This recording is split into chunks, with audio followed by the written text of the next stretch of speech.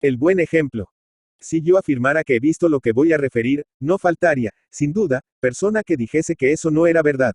Y tendría razón, que no lo vi, pero lo creo, porque me lo contó una señora anciana, refiriéndose a personas a quienes daba mucho crédito y que decían haberlo oído de quien llevaba amistad con un testigo fidedigno, y sobre tales bases de certidumbre bien puede darse fe a la siguiente narración.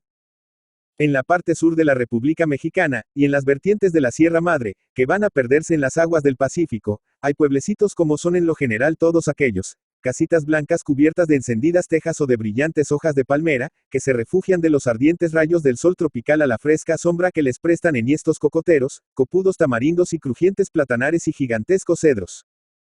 El agua en pequeños arroyuelos cruza retozando por todas las callejuelas, y ocultándose a veces entre macizos de flores y de verdura. En ese pueblo había una escuela, y debe haberla todavía. Pero entonces la gobernaba don Lucas Forcida, personaje muy bien querido por todos los vecinos. Jamás faltaba a las horas de costumbre al cumplimiento de su pesada obligación. ¿Qué vocaciones de mártires necesitan los maestros de escuela de los pueblos? En esa escuela, siguiendo tradicionales costumbres y uso general en aquellos tiempos, el estudio para los muchachos era una especie de orfeón, y en diferentes tonos, pero siempre con desesperante monotonía. En coro se estudiaban y en coro se cantaban lo mismo las letras y las sílabas que la doctrina cristiana o la tabla de multiplicar. Don Lucas soportaba con heroica resignación aquella ópera diaria, y había veces que los chicos, entusiasmados, gritaban a cuál más y mejor, y era de ver entonces la estupidez amoldando las facciones de la simpática y honrada cara de don Lucas. Daban las 5 de la tarde, los chicos salían escapados de la escuela, tirando pedradas, coleando perros y dando gritos y silbidos, pero ya fuera de las aguas jurisdiccionales de don Lucas, que los miraba alejarse, como diría un novelista, trémulo de satisfacción. Entonces don Lucas se pertenecía a sí mismo, sacaba a la calle una gran butaca de mimbre, un criadito le traía una taza de chocolate acompañada de una gran torta de pan, y don Lucas, disfrutando del fresco de la tarde y recibiendo en su calva frente el vientecillo perfumado que llegaba de los bosques, como para consolar a los vecinos de las fatigas del día, comenzaba a despachar su modesta merienda, partiéndola cariñosamente con su loro. Porque don Lucas tenía un loro que era, como se dice hoy, su debilidad, y que estaba siempre en una percha a la puerta de la escuela, a respetable altura para escapar de los muchachos, y al abrigo del sol por un pequeño cobertizo de hojas de palma. Aquel loro y don Lucas se entendían perfectamente. Raras veces mezclaba sus palabras, más o menos bien aprendidas, con los cantos de los chicos, ni aumentaba la algazara con los gritos estridentes que había aprendido en el hogar materno. Pero cuando la escuela quedaba desierta y don Lucas salía a tomar su chocolate, entonces aquellos dos amigos daban expansión libre a todos sus afectos.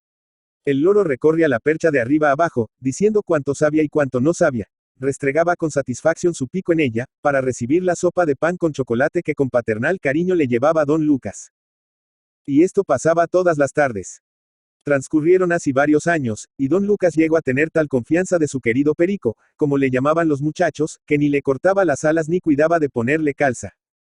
Una mañana, serían como las 10, uno de los chicos, que casualmente estaba fuera de la escuela, gritó espantado. Señor maestro, que se vuela Perico. Oír esto y lanzarse en precipitado tumulto a la puerta maestro y discípulos, fue todo uno. Y, en efecto, a lo lejos, como un grano de esmalte verde herido por los rayos del sol, se veía al ingrato esforzando su vuelo para ganar cuanto antes refugio en el cercano bosque. Como toda persecución era imposible, porque ni aun teniendo la filiación del prófugo podría habérsele distinguido entre la multitud de loros que pueblan aquellos bosques, don Lucas, lanzando de lo hondo de su pecho un, sea por Dios, volvió a ocupar su asiento, y las tareas escolares continuaron como si no acabara de pasar aquel terrible acontecimiento. Transcurrieron varios meses, y don Lucas, que había echado al olvido la ingratitud de Perico, tuvo necesidad de emprender un viaje a uno de los pueblos circunvecinos, aprovechando unas vacaciones. Muy de madrugada ensilló su caballo, tomó un ligero desayuno y salió del pueblo, despidiéndose muy cortésmente de los pocos vecinos que por las calles encontraba. En aquel país, pueblos cercanos son aquellos que solo están separados por una distancia de 12 o 14 leguas, y don Lucas necesitaba caminar la mayor parte del día. Eran las 2 de la tarde, el sol derramaba torrentes de fuego, ni el viento más ligero agitaba los penachos de las palmas que se dibujaban sobre un cielo azul con la inmovilidad de un árbol de hierro. Los pájaros enmudecían ocultos entre el follaje, y solo las cigarras cantaban tenazmente en medio de aquel terrible silencio a la mitad del día. El caballo de don Lucas avanzaba, haciendo sonar el acompasado golpeo de sus pisadas con la monotonía del volante de un reloj. Repentinamente, don Lucas creyó oír a lo lejos el canto de los niños en la escuela cuando estudiaban las letras y las sílabas. Al principio todo aquello le parece una alucinación producida por el calor, como esas músicas y esas campanadas que en el primer instante creen oír los que sufren de vértigo. Pero, a medida que avanzaba, aquellos cantos iban siendo más claros y más perceptibles. Aquello era una escuela en medio del bosque desierto.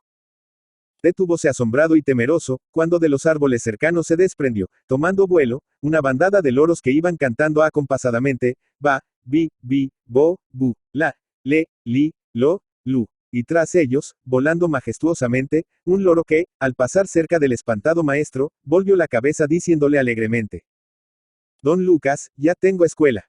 Desde esa época los loros de aquella comarca, adelantándose a su siglo, han visto disiparse las sombras del obscurantismo y la ignorancia.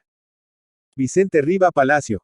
Vicente Florencio Carlos Riva Palacio Guerrero, Ciudad de México. 16 de octubre de 1832 Madrid, España. 22 de noviembre de 1896, fue un político, militar, jurista y escritor mexicano. Periodista exitoso con una señalada y personal actitud crítica y satírica, misma que quedará marcada en periódicos como La Orquesta y El Aguizote. Riva Palacio participa como un activo literato mexicano en los tiempos de entreguerras. El género que más le sonríe siempre en popularidad es la novela. Realiza la mayoría de su obra novelesca entre 1868 y 1870. Tuvo a su disposición la mayoría de los archivos de la Santa Inquisición, lo que le brinda una grandísima cantidad de información que plasma en sus novelas de tema colonial. Solo una de sus novelas, Calvario y Tabor, es de toque militar. Junto con Juana Mateos coescribe zarzuelas y sketches teatrales satirizando la política mexicana. En 1870, junto con Juana Mateos, Rafael Martínez de la Torre y Manuel Paino publica el Libro Rojo, un breviario de la violencia dentro de la historia nacional mexicana. Junto con Juan de Dios Peza narra leyendas en verso en Tradiciones y Leyendas Mexicanas, 1917, y crean a la imaginaria poetisa romántica Rosa Espino para publicar Flores del Alma, 1888, junto con el editor Santiago Vallesca, la obra México a través de los siglos, trabajo enciclopédico, encargándose él mismo de escribir el segundo tomo, dedicado a la colonia. En su obra Los Ceros critica y polemiza a la clase política mexicana, lo que lo identifica como un personaje virulento para el régimen porfirista. Cuentos del general que apareciera póstumamente en Madrid en el año de su muerte, es una colección de 26 relatos que presentan características comunes, brevedad en el título, la acción y la descripción de los personajes.